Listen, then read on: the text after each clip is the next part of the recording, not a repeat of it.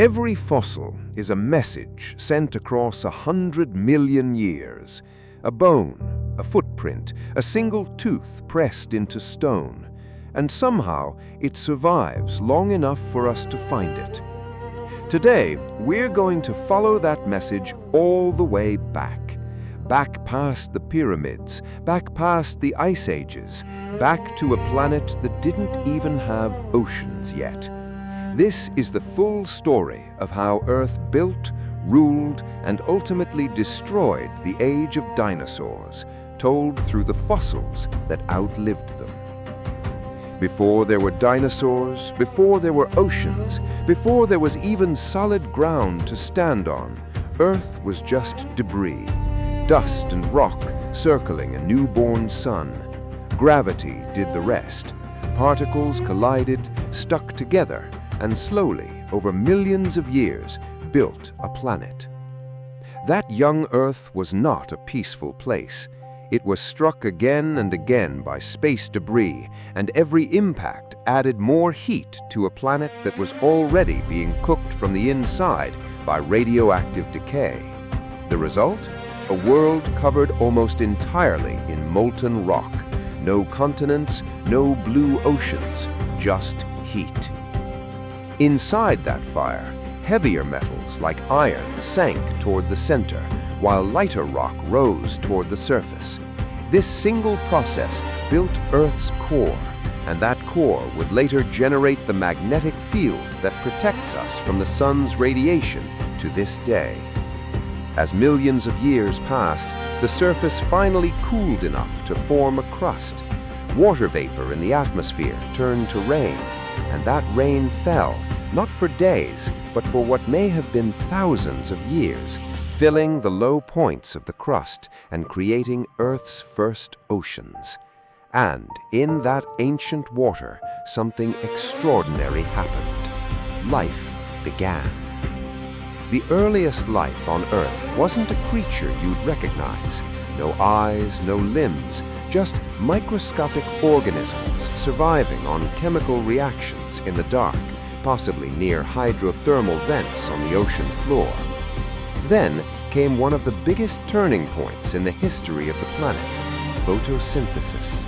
Certain microorganisms learned to convert sunlight into energy and released oxygen as a byproduct.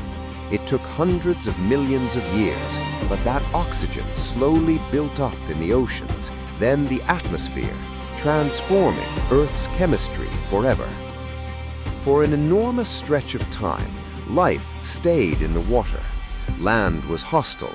No ozone layer meant deadly ultraviolet radiation baked the surface. But as oxygen accumulated, it created that ozone shield above the planet, and finally, life had a door to walk through. Plants colonized land first, followed by animals that had to solve entirely new problems: how to breathe air, how to move without water to support their bodies, and how to reproduce without drying out. One invention solved that last problem more than any other: the amniotic egg, an egg that could survive on dry land. This single innovation opened the door to reptiles and eventually to dinosaurs.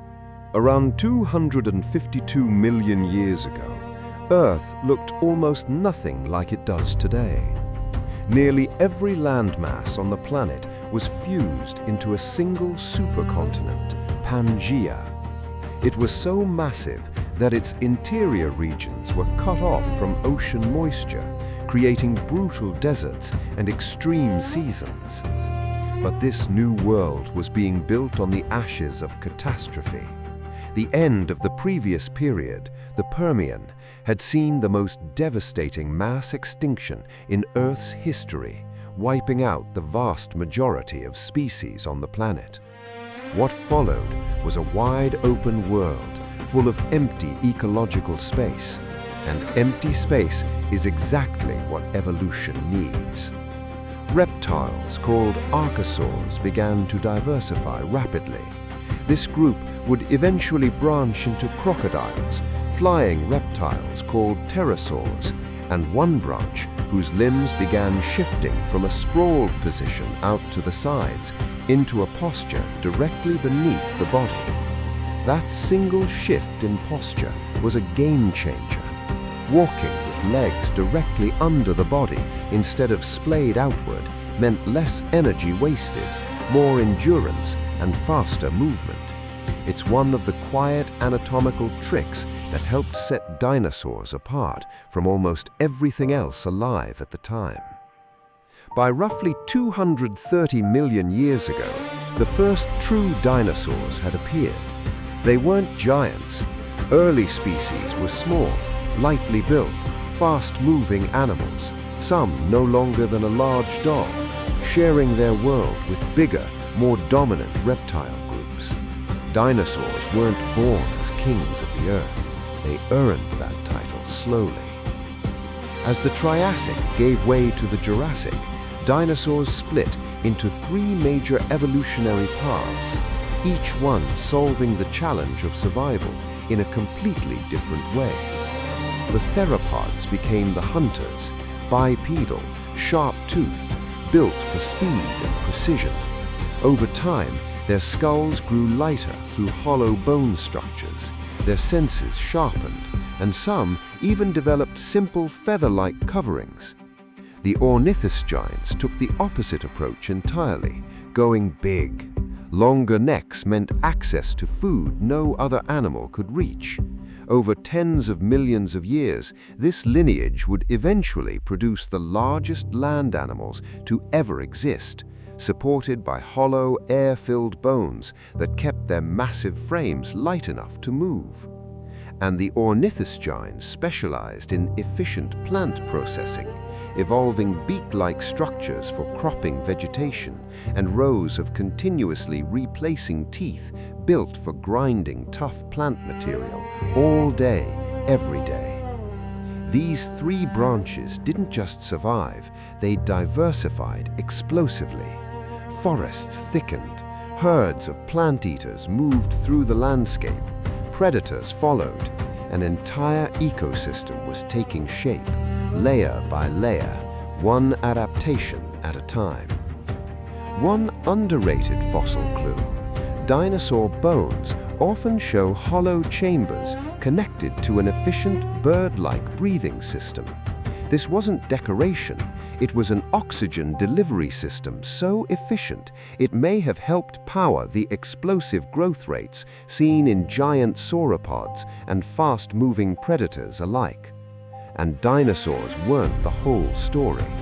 While they ruled the land, marine reptiles patrolled the oceans and pterosaurs claimed the skies. For the first time, Earth had complex life dominating land, sea, and air simultaneously. By the Cretaceous period, roughly 145 million years ago, the map of Earth was changing dramatically. Pangaea was tearing apart, new oceans were opening between drifting continents, and when populations of dinosaurs found themselves separated by water, they evolved down separate paths, producing an explosion of new, regionally unique species. Something else changed the game entirely during this period. Flowering plants appeared for the first time. Suddenly, there were new food sources, new textures, new nutrition, and herbivorous dinosaurs adapted rapidly, developing an incredible range of teeth and jaw structures to exploit them.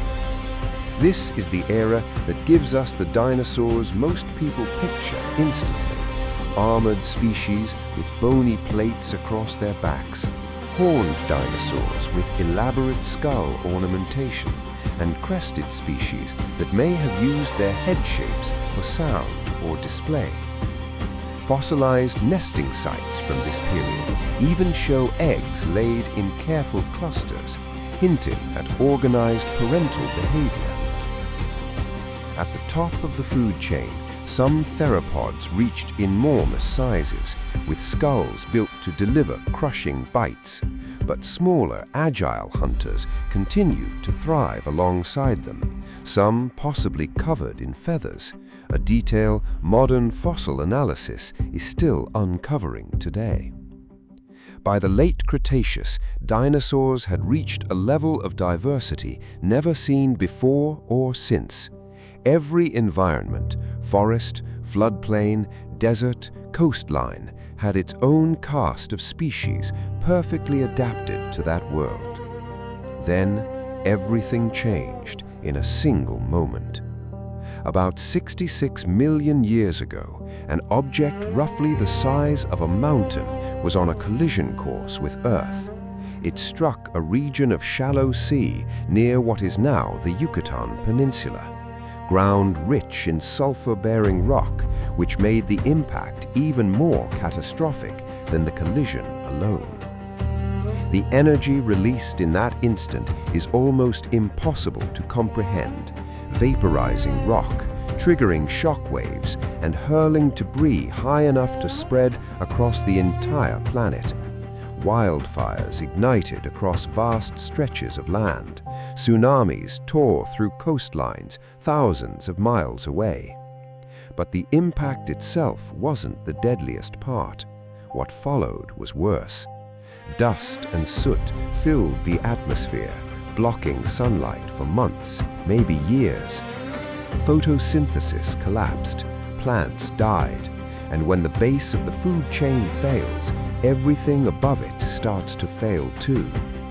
Geologists can actually see this moment preserved in rock layers around the world, a thin, dark band rich in a rare element called iridium, more common in asteroids than in Earth's crust. Below that line, a world full of dinosaurs. Above it, almost none.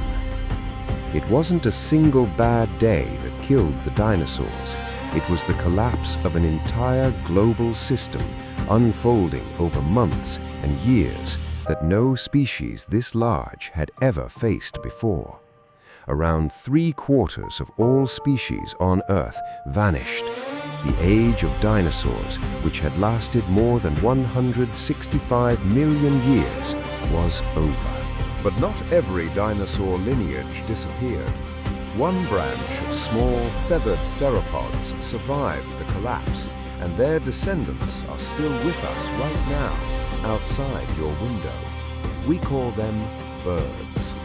Every fossil we've talked about tonight, every footprint, every tooth, every bone pulled carefully from rock is a fragment of that 165 million year story.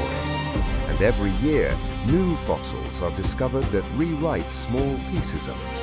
This isn't a closed chapter of science, it's still being written.